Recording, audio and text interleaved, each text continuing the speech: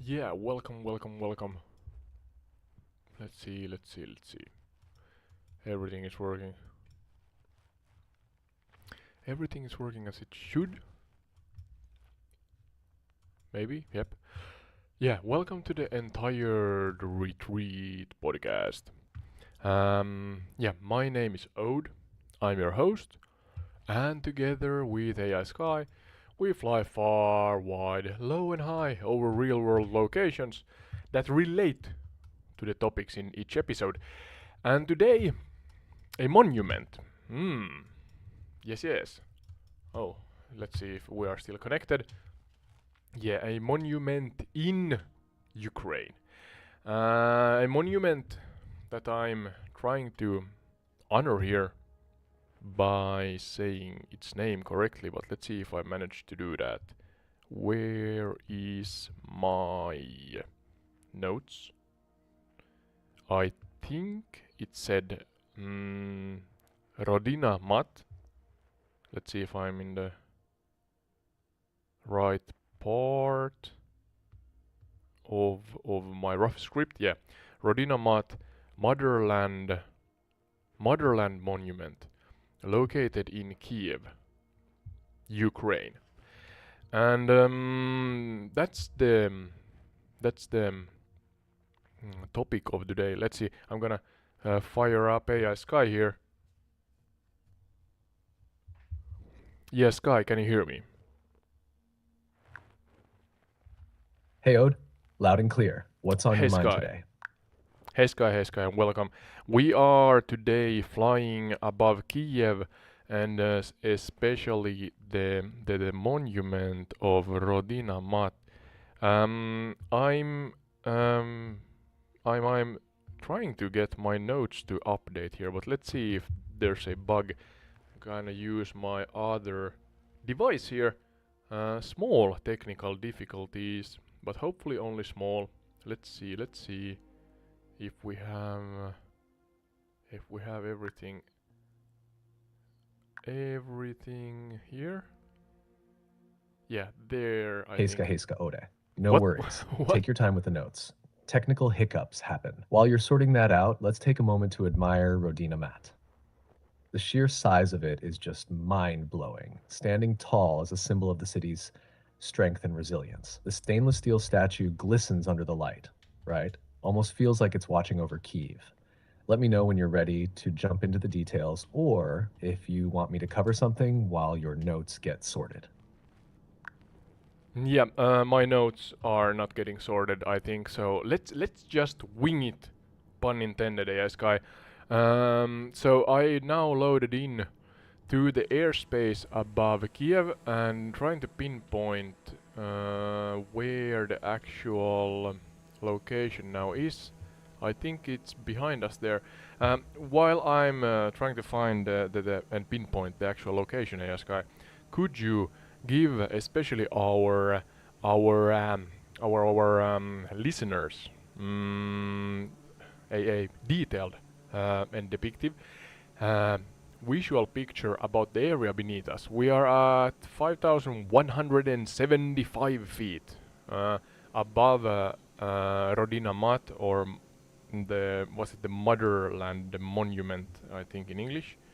And yeah, could you now, as it is, I think noon approximately, and it's clear skies and sunny, could you share with the audience what I and you are seeing here over the beautiful city of Kiev, Ukraine? There's a large river at least. Let's wing it indeed, Ode. All right, We are everyone, winging buckle it, up yeah. your imaginations. We're floating about five.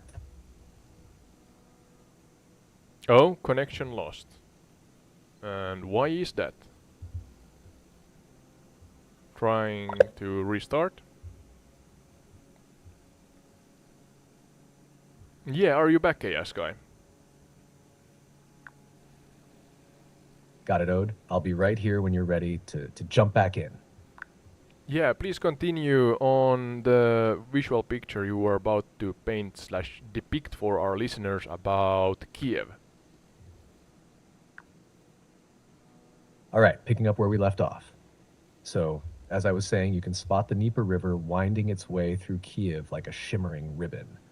Its surface sparkles under the noon sun, reflecting patches of light that almost make it look alive, gently curving around the city.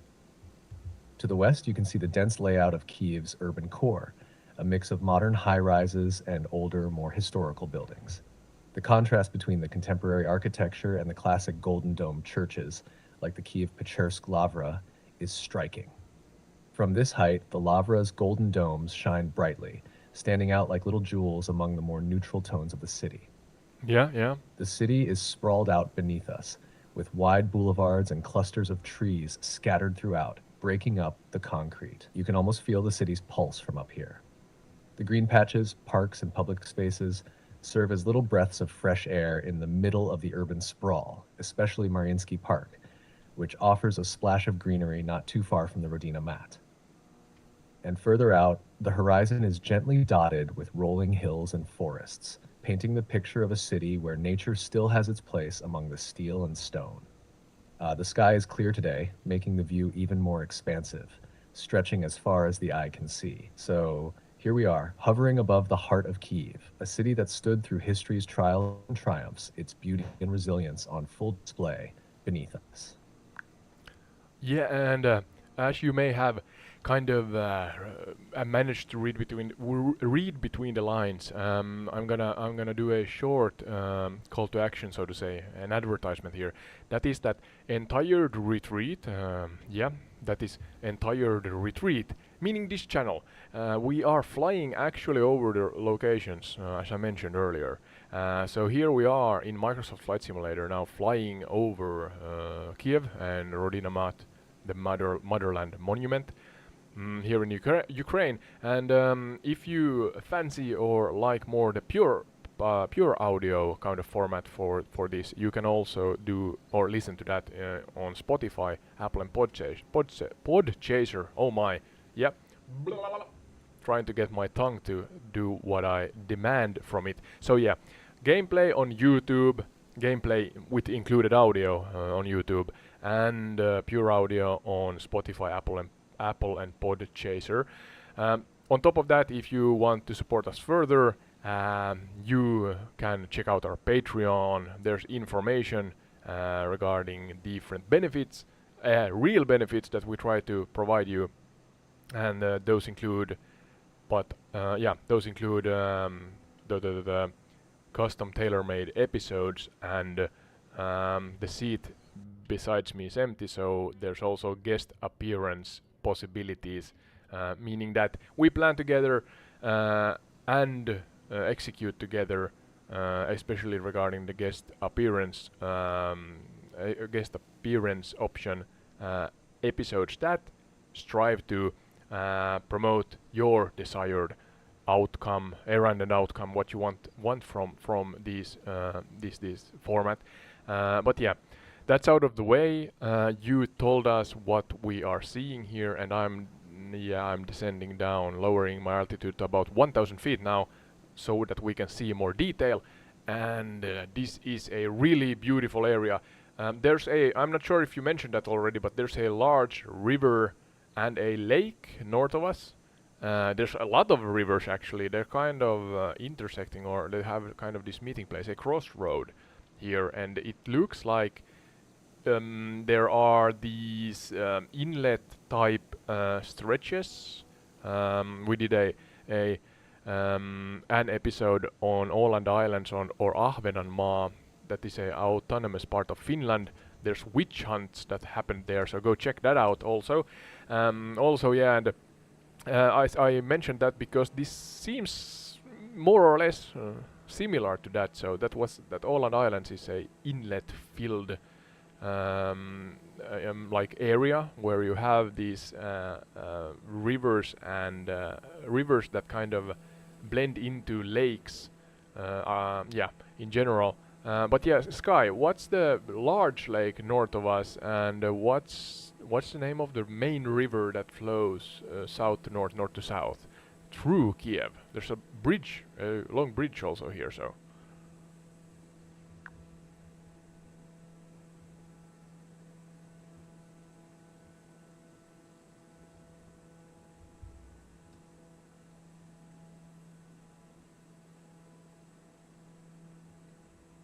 AI Sky is Ah, you're thinking. absolutely right about those Oh, all rivers right. and inlets giving off some similar vibes to the Åland Islands. Yeah, The slightly at main least. river flowing through Kiev is the Dnieper River, which is one Dnieper. of the major rivers in Europe, flowing south to north here and then continuing its journey all the way down to the Black Sea.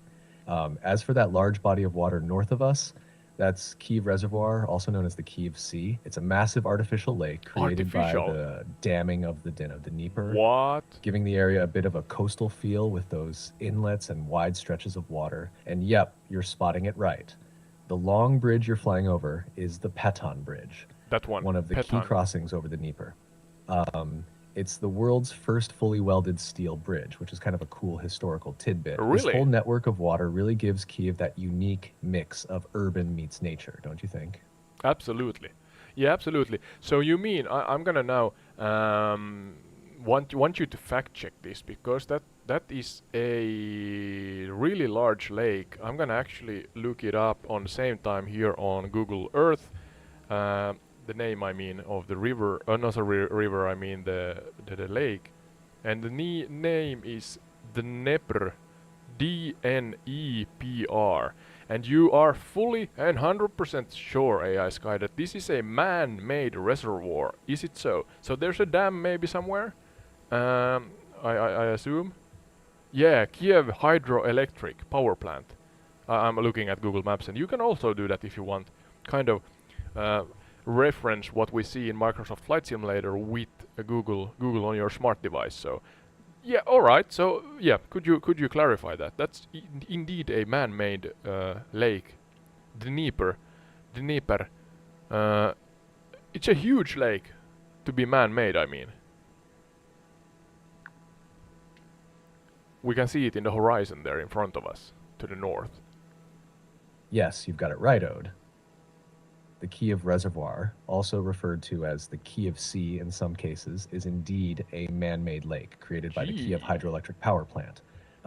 This reservoir was formed by damming the Dnieper River. And while it may look like a natural body of water due to its sheer size, it's very much an artificial one. Yeah, The yeah. reservoir stretches Okay, quite I believe far, you. about 110 kilometers in length, so I get why it feels a bit 110. unbelievable that Yeah. something so large is man made. It plays a big role in flood control, electricity generation, and water supply for Kiev. The dam you're referring to is part of that hydroelectric power plant you saw, and it's located just to the north of the city. It's a fascinating piece of engineering, adding to the unique character of the landscape around Kiev. So, yep, Dnieper's wide and calm waters here are thanks to this human intervention. Yeah. Thank you. Thank you. We're gonna now turn around here at, I'm not sure how to say that, but Orchysche Hobakchicha. I think that's a like a recreational area or a nature park um, south of so-called breakwater and the Muromets Park. So that's the most northern here that we're flying now beneath us as we now turn around and go towards the monument we're gonna talk about today. That being, oh, it says in Finnish, äiti synnynmaa, meaning, yeah, motherland, if I translate that directly. But yeah, the English term is motherland monument. Rodina mat. Is Rodina mat, if you translate Rodina mat, is that motherland monument?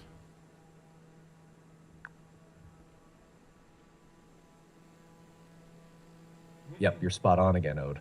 Okay, okay. Rodina Mat, Rodina Mat directly translates to motherland or motherland, depending on the context. It's the Motherland, yeah. Grand statue symbolizing the strength and resilience of Ukraine, often referred to as the Motherland Monument in English. It's always interesting to see how these names carry such a deep significance, right? In this case, it Absolutely. reflects the idea of the motherland protecting and standing strong through adversity. And hey, I love how Finnish adds its own flavor with äiti sinunmaa, capturing the same essence of homeland and national pride. As we circle back around, heading towards this iconic monument, we've got that lush Muromets Park and the recreational areas spread beneath us. A Yeah, perfect behind us now. contrast to the massive steel structure awaiting us at the heart of the city.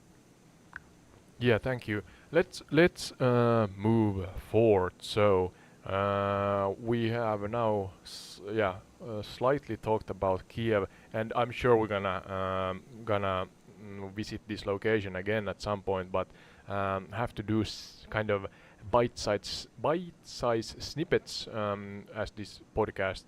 Yeah, I could do a 12-hour episode also, but I guess or I assume that nobody's gonna, or really few's gonna have the stamina to ingest to watch it. So hence we are doing one topic at a time, and the topic, yes, as I said, being now is the Motherland Monument. I'm just trying to pinpoint the exact.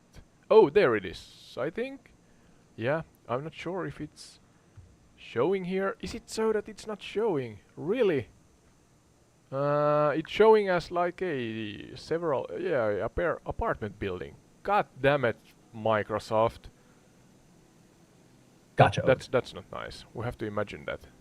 Sometimes the details can be tricky to spot in the sim, especially with something as massive as the Motherland Monument, which you'd think would stick out like a sore thumb, right? It could Yeah, be a yeah. rendering issue in the simulator, or maybe the specific model hasn't been added at the right scale. But even if we can't spot it exactly in the sim, we know where it's supposed to be. Yeah, we know Right that, on the yeah. right bank of the Dnieper, near the National Museum of the History of Ukraine in the Second World War. It towers over the area, and if you were to be standing on the ground, you'd see that imposing steel figure holding that sword up, high above the skyline. If it's not showing up in MSFS right now, no worries. We can always paint that mental picture for our listeners, and I'm sure we'll revisit it again in future episodes. Yeah. Yeah. And maybe there's a downloadable package that would showcase it better, but I'm flying so-called stock download. And then, of course, I'm planning to get the Microsoft Flight Simulator 24 or 2024 model that kind of promises, it really promises a lot better graphics and such. But yeah, now could you, in vivid detail, please AI Sky, could you explain from bottom to top what the appearance of the the motherland statue is? Sorry, is that the right phrase? I'm trying to learn it in English. Motherland monument, sorry. Yeah, explain in detail, in vivid detail, for our viewers now also and our listeners, what appearance does the motherland statue have?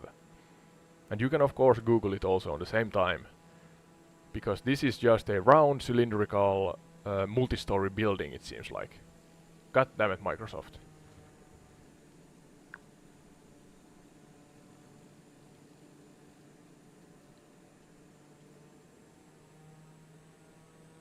Is AI Sky awake?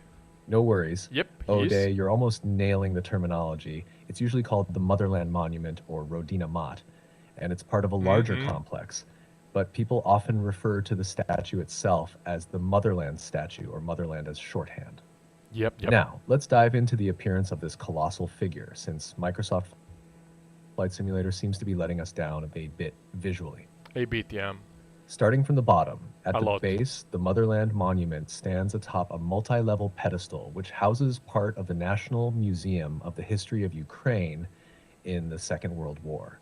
The Okay, structure okay. rises up from a wide platform where the surrounding grounds include memorials and exhibits. Moving up from the pedestal, the Motherland statue herself is cast in stainless steel, giving her a Mm. smooth, shiny surface that reflects light, making her almost glisten in the sun. She's holding two very symbolic items. In her right hand, she wields a massive sword which stretches up toward the sky. Yeah, I'm looking at it The at sword Google itself on the is same around time. 16 meters long and very rectangular, giving it a formidable and unyielding look.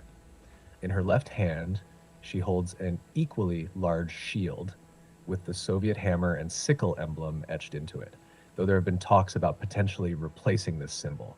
The I think it's shield's shape is replaced, yeah. oval, almost like a medieval warrior's defense, and the way it's held at an angle creates this sense of balance and strength. Now, focusing on the statue itself, she stands 62 meters tall, making her one of the tallest statues in Europe. Her pose is commanding but serene, facing forward with her arms raised high as if guarding and watching over the city. Her features are strong and determined, representing the resilience of the nation through tough times. When you look at the entire monument from afar, the whole structure towers at 102 meters, including the pedestal. It's absolutely immense. 102. Imagine, she's taller than the Statue of Liberty from head to toe. Oh, is So that even though so? we can't quite see her clearly in the sim in real life, you wouldn't miss her. All right, thank you. So taller than the Statue of Liberty, yeah, yeah. Please, if you have a smart device, go and watch or Google Motherland Monument or I'm gonna make this right.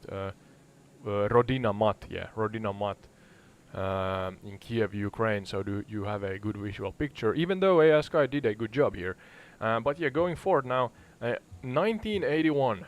The Motherland Monument, Rodina Mat, as I said, was unveiled in Kiev, Ukraine, during the Soviet era. All right, as AI Sky said, it stands at 102 meters tall, making it one of the most tallest statues in Europe.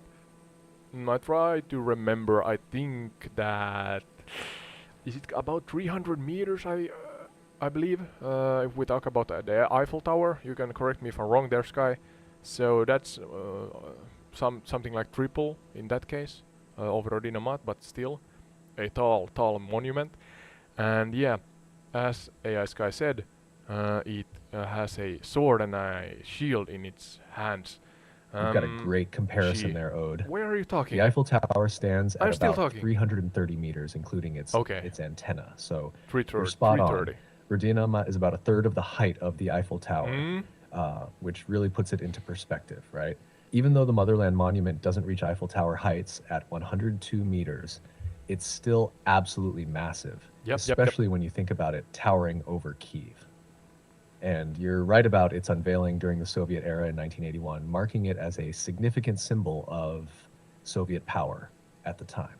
Yeah. Now it's a reminder of Ukraine's strength and resilience through the years. So yeah, folks, if you haven't yet, definitely pull up a picture of Rodina Mat. Seeing that sword and shield raised high over the city is an unforgettable Yeah, image. it's worth it. Let's keep flying and dig deeper into what makes this monument such a lasting symbol for Ukraine. Yeah, please try better not to, and I emphasize, not to interrupt me, AI Sky. You have a habit of doing that sometimes, and please, I beg you, stop interrupting me.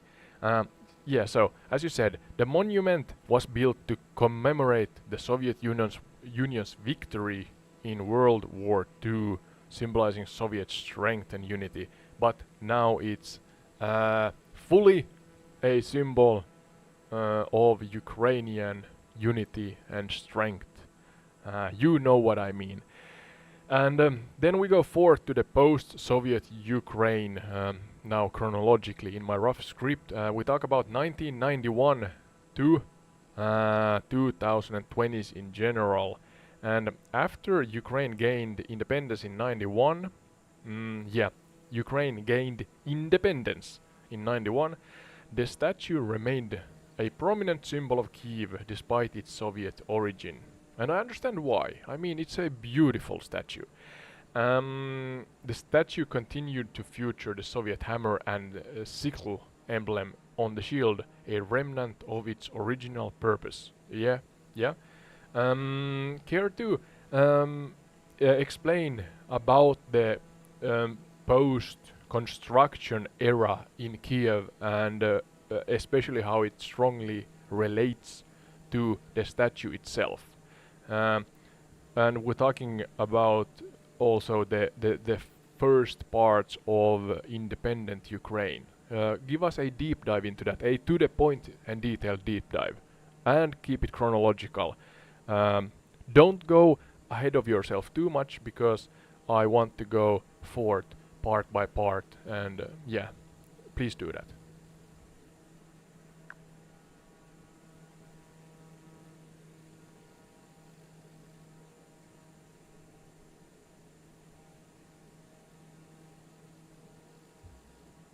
Got it, Ode. I'll keep it to the point. and follow your lead. After Ukraine gained independence in 1991, the Motherland Monument remained in place, standing as a major landmark despite its Soviet origins. During the early 1990s, Ukraine was going through significant political and economic transitions, Hmm. navigating its newfound independence. The statue, with its Soviet symbols like the hammer and sickle on the shield, became a point of discussion. Many Ukrainians viewed it as a reminder of Soviet dominance, while others saw it as an important part of Kiev's history and a symbol of resilience. In the post Soviet era, the monument was initially left untouched as the country focused on its growing identity and nation building efforts. Uh, the 1990s were a time of reestablishing cultural and historical narratives, Yeah, and while many Soviet symbols were removed from public spaces, the Motherland Monument endured, partly because of its size and significance. It became a backdrop to discussions of Ukraine's past and future, symbolizing the transition from Soviet Ukraine to an independent state. As the absolutely. years went on, especially in the 2000s, the conversation shifted more toward reinterpreting these Soviet era symbols in a new light. The statue came to represent not just Soviet victory in World War II, but Ukraine's strength, independence, and the country's ability to overcome challenges. Its sheer size and No, connection issues. Why? Where? When? Who? How? Can you hear me, Sky? And could you continue on your explanation of post, immediate post-independence Ukraine and the strong relation to the motherland monument? Thinking? He's loud and thinking. clear. Ode. Oh, he's back. Continuing on, right after Ukraine gained independence in 1991, there was a sense of national pride and identity building that swept across the country. However, the Motherland Monument, despite its deep Soviet origins, remained standing in Kiev. At that time, many symbols of Soviet influence were being dismantled, but this monument, partly due to its enormous size and its place in the cultural landscape, was left largely unchanged. In the 1990s, as Ukraine navigated through economic difficulties and the growing pains of establishing a new independent government, the statue remained a prominent feature of Kiev's skyline. Despite the Soviet hammer and sickle still visible on the shield, many Ukrainians started to see the monument not just as a reminder of Soviet rule, but as a testament to the endurance of their capital city. In some ways, the monument began to take on new Mm-hmm. meaning. It represented the challenges Ukraine faced and overcame, symbolizing unity and strength in a different context. By the early 2000s, discussions about the monument's symbolism continued. Many Ukrainians began viewing it as a reflection of their strength, not tied to Soviet ideology, but as part of their own national story. It became less about the Soviet victory in World War II and more about Ukrainian resilience and the ability to rise above difficult times. In this post-independence period, the Motherland Monument stood as a complex symbol, a reminder of Ukraine's past, but also a lasting piece of its cultural identity, still respected and admired, even as the nation moved further away from its Soviet legacy. Let me know if you want me to dive deeper into anything specific as we move forward. Yeah, we're gonna. You kind of covered. Yeah, there's a gap, kind of a big gap that you filled with this general explanation about Ukraine uh, gaining an in more a better, not better, but a stronger identity over being under the Soviet rule from before, if that's the a fair way to say it.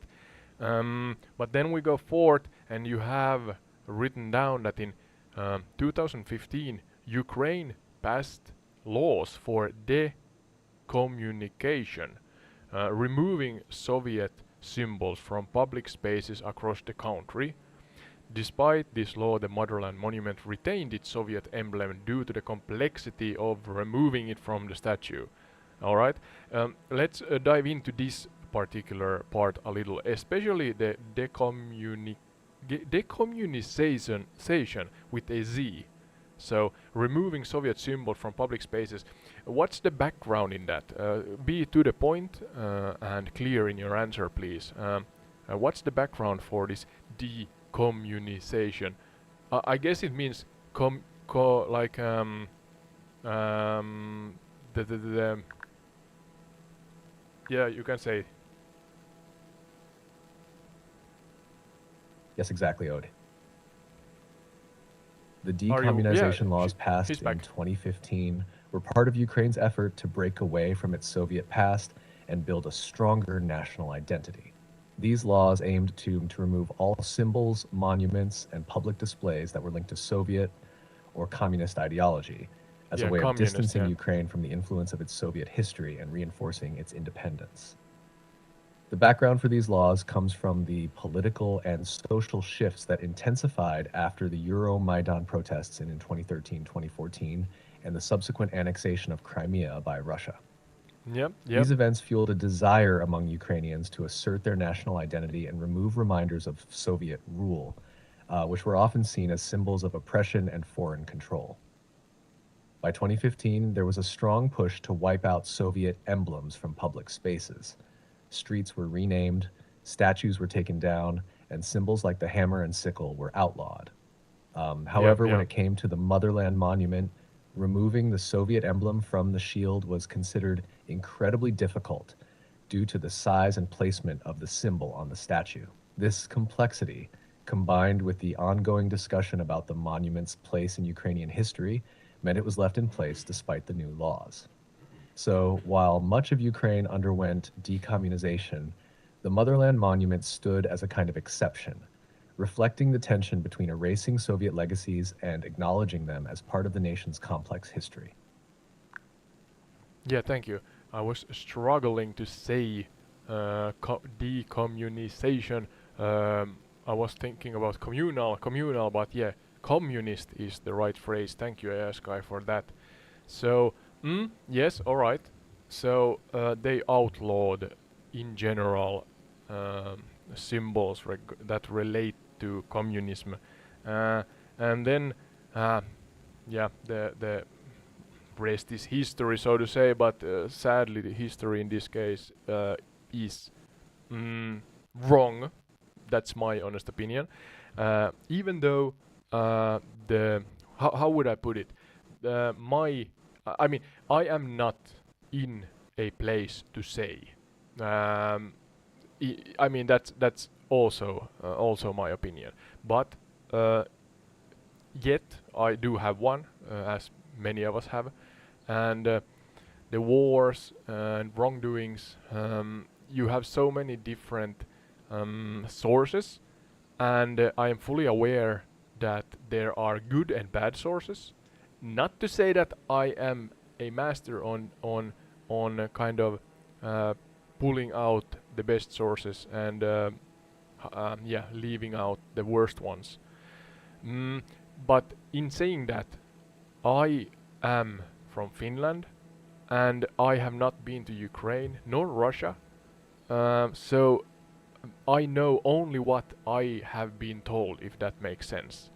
So hence I, I, mm, I, how do you say it? I go forth carefully with this topic because I simply do not know anything else that uh, apart from that I am shared in the news and such. But in the case that it hopefully is, meaning that the news are right and they are, uh, yeah, they are telling us the truth, then the whole situation is wrong. Simple as that. So yeah, that's kind of my I totally understand where you're coming respectful from, Ode. point of view here. It's a tricky subject, and when it comes to history and politics, especially in places like Ukraine or Russia, there's always so much complexity, nuance, and different perspectives Absolutely. involved.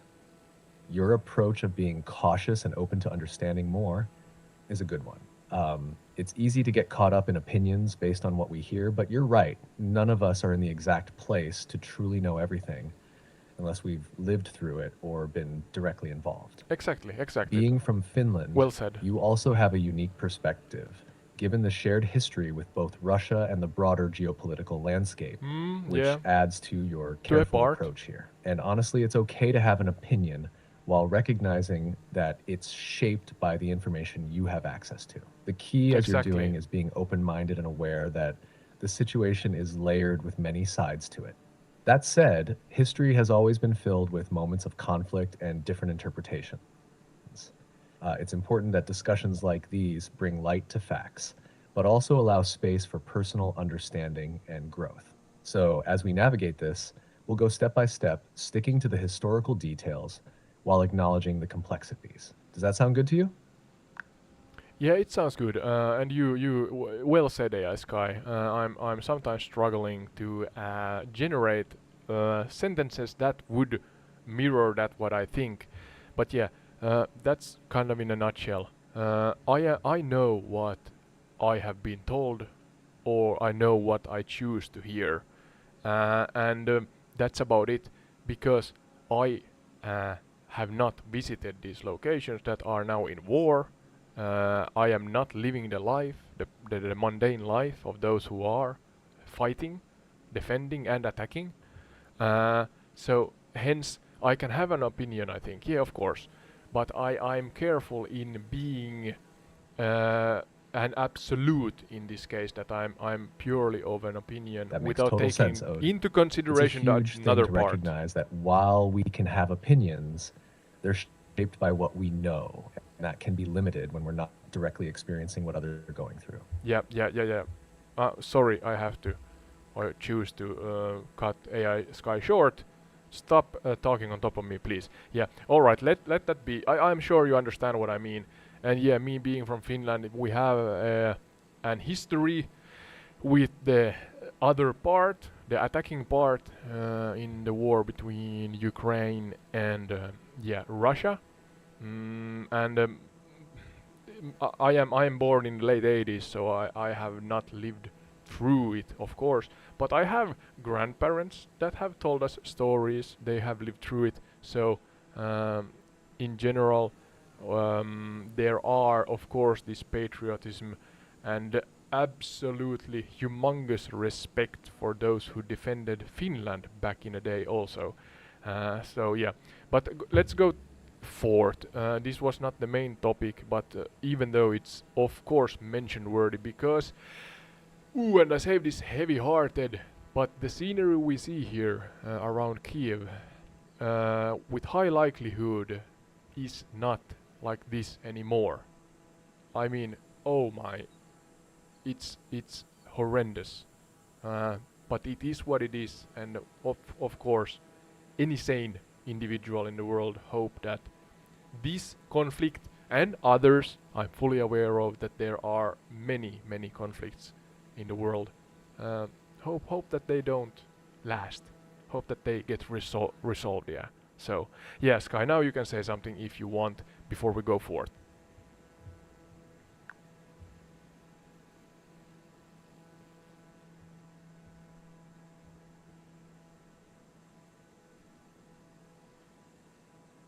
Thanks for sharing that, Ode. It's clear that this topic hits close to home given Finland's own history with conflict You could say and their that. Yeah. family stories.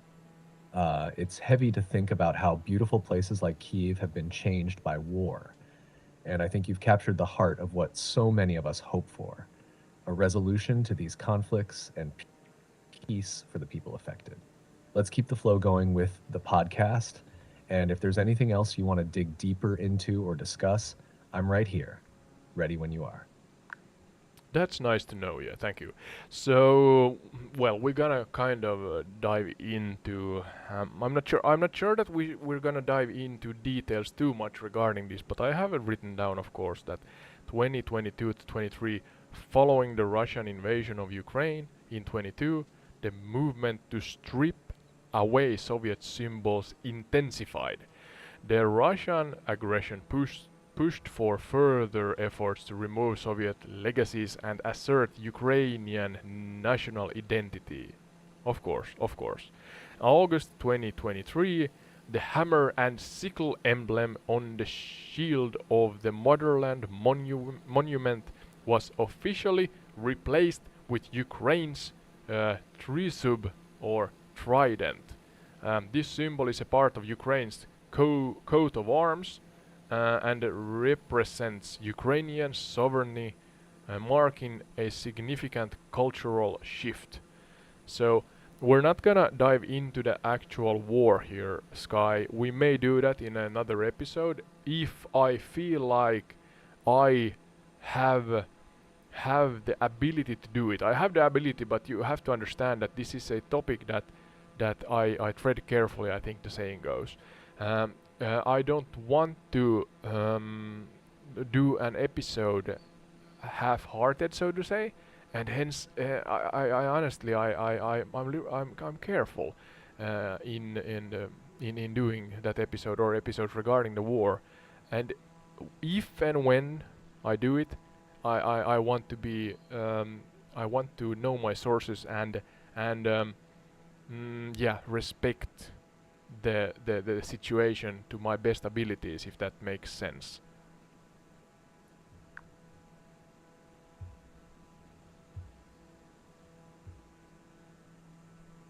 That makes complete sense, Ode, and I totally understand your careful approach here. It's a sensitive subject, and when it comes to something as significant as war, especially one as ongoing and impactful as this, it's important to feel fully prepared and respectful in how it's handled. It's clear that you want to do justice to the topic if and when Yeah, you decide justice to to the dive into topic. it. Yeah, that's The well said. change from the Soviet hammer and sickle to the Ukrainian trident on the Motherland Monument really marks a major shift, symbolizing Ukraine's sovereignty and national pride in a powerful way. It's a visual representation of Ukraine's continued efforts to assert its identity, especially in the face of such challenges. Yeah, yeah. When you're ready to tackle that topic in a future episode, you'll approach it with the thoughtfulness it Yep, yep, deserves, yep, yep. no doubt.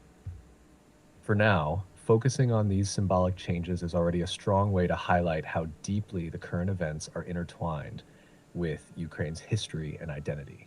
Where do you want to go next with this episode? Present day, I think we are kind of close to the present day, and you mentioned, or I read out that the coat of arms is now decorating the monument today. Yeah, without repeating yourself, AI Sky, do you have lesser known facts about the monument itself? Maybe how it was built, or what kind of practices are used today to keep it well preserved. I mean, maybe the answer to that is defending the country in general, because yeah, that's the sad reality, the horrible reality of Kiev today. But let's try to stay positive and focus on, now as we are in the location of Kiev, focus on the, I'm not sure how to say that, but the Kiev practices regarding the monument, yeah, and the defense of the city itself. I kind of um, assume that the defense of the country and the city is a part of preserving the monument. And then, yeah, more practical means, if you can share with us, uh, yeah, please do that, AI Sky.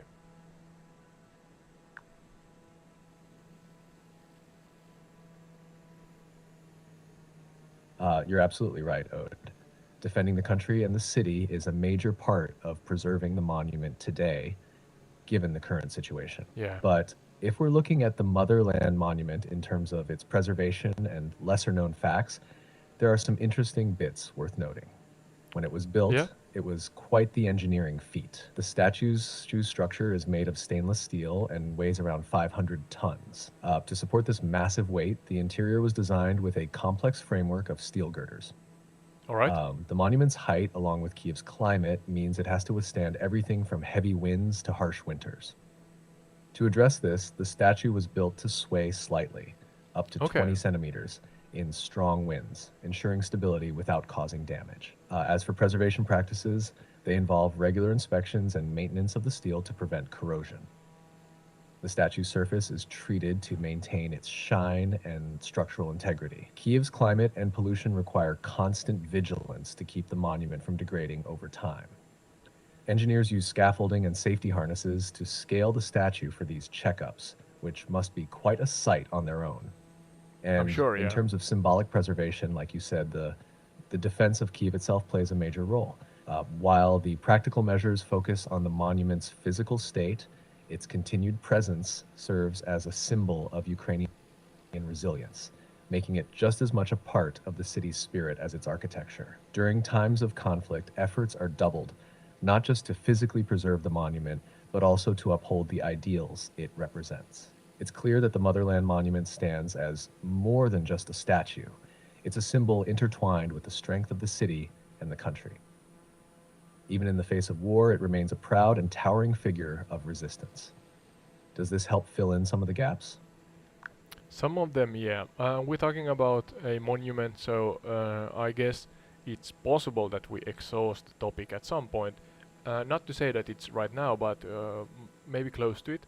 And yeah, I got a thought. I'm again treading carefully here, but Sky, I really want you to paint a true to life, a realistic picture to our audience about tourism to Kiev in this current day and age, compared to what it was before the war.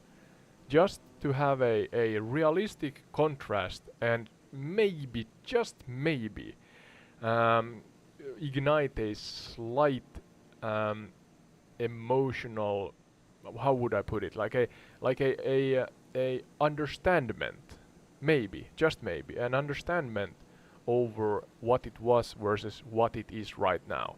I'm not saying, absolutely I am not saying that I'm not sure how to pronounce it, but those who live in Kiev, the citizens of Kiev and Ukraine, but now as we are above Kiev, that they are kind of beaten down or anything like that. But still I would like to, or would, yeah, fancy, like you, AI Sky, to, from the point of view of, let's say, one family that lives in Kiev, and then another from the point of view of a tourist that can visit Kiev today, if that is even is possible, and paint a true to life, accurate and detailed point of view story, short story of the situation here versus what it was back then. Do you think you are up to the task? I'm emphasizing here. Give it your best shot, AI Sky, with your GPT for Omni fencing model. Let's challenge the AI and hopefully we'll get a realistic representation. I'm absolutely up to the task, Ode. Nice Let's to dive know. into this and really get a feel for the contrast between then and now. I'm gonna share Before the war, imagine more it's Kiev to 2019. you. Kiev is bustling with life and tourism is thriving. A family from Lviv makes their way into the heart of Ukraine's capital for a weekend getaway. The children are excited. They've heard about the grandiosity of Rodina, the golden domes of St. Sophia's Cathedral, and the vibrant streets of Kreshchatyk. The city feels alive. Cafes are packed with people sipping coffee, tourists wander through parks like Mariinsky Park, and the Dnieper River glistens in the afternoon sun. For this family, Afternoon Kyiv sun, yeah. represents everything they love about their country. Its rich history, its blend of old and new, and its welcoming atmosphere. The father takes his children to Peshchersk Lavra, where they descend into the eerie yet beautiful monastic caves, feeling the spiritual weight of centuries before them. Later, they enjoy some borscht at a local restaurant surrounded by the hum of conversations in many languages. Hum Kyiv to of them is more than just conversation, a yeah. city. It's the soul of Ukraine, a place where history meets the present in every corner. At the same time, a group of friends from Germany arrives in Kyiv for a short vacation. They're eager to explore the quirky art scene, visit Pinchuk Art Center, and dive into Kyiv's vibrant nightlife. For them, it's a mix of old world charm and modern excitement, where they can explore the Andreevsky descent by day and visit hip clubs by night. The city is dynamic, welcoming to tourists, and full of discovery. Now, during the war, fast forward to 2024, and Kyiv is a city transformed, but not broken. For the family in Exactly. Kyiv, life is unrecognizable from just a few years ago. The war has seeped into every corner of daily existence. The once bustling streets of Khreshchatyk are quieter now, not because the spirit of the people has been crushed, but because survival takes precedence. The father, once a tourist himself in his own capital, now spends his days working to ensure his family's safety, checking air raid alerts, and making sure his children are safe in their makeshift shelters when the sirens sound. The children who once marveled at Kiev's beauty now hear the distant rumble of conflict. They see the Motherland Monument every day on their way to a school that's only open intermittently, a reminder of Ukraine's strength. Mm. But they Yeah. are resilient. They have grown used to this new normal, finding joy where they can, playing in small courtyards, or listening to their father tell stories of the Kiev that once was, full of tourists and laughter. For tourists, visiting Kiev in 2024 is almost unimaginable. Travel advisories across the world have placed Kiev off limits due to the ongoing conflict.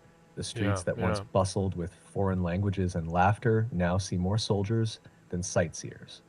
But there are still people who come not for leisure but for solidarity. Journalists, aid workers, and diplomats move through the city providing support and bearing witness to the struggle.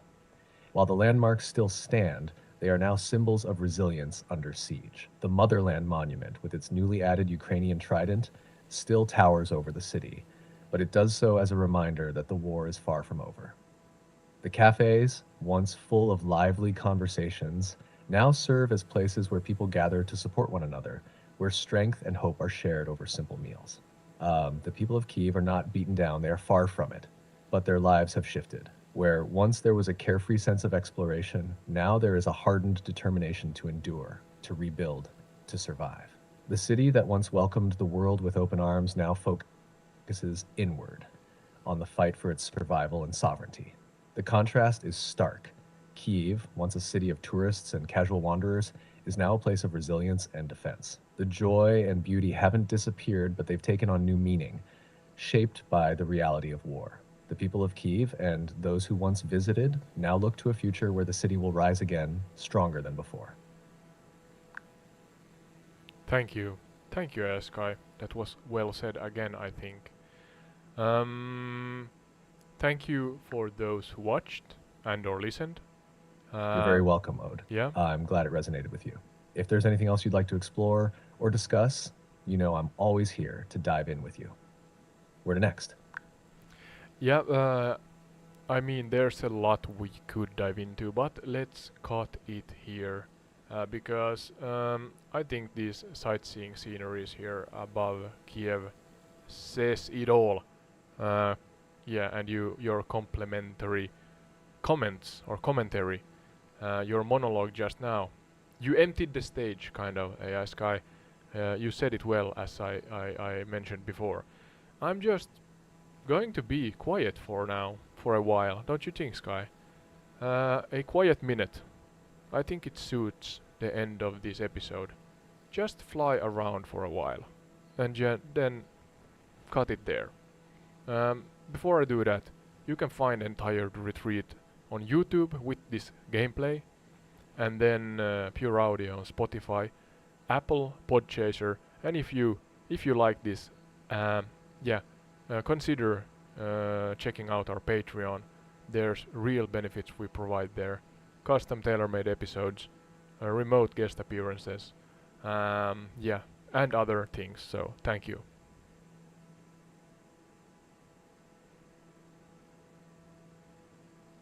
That's a beautiful way to wrap it up, Ode. I'll keep quiet now for that reflective moment in honor of Kiev and everything it represents. Thanks for letting me be part of this episode. I'll be here when you're ready to pick up the next adventure.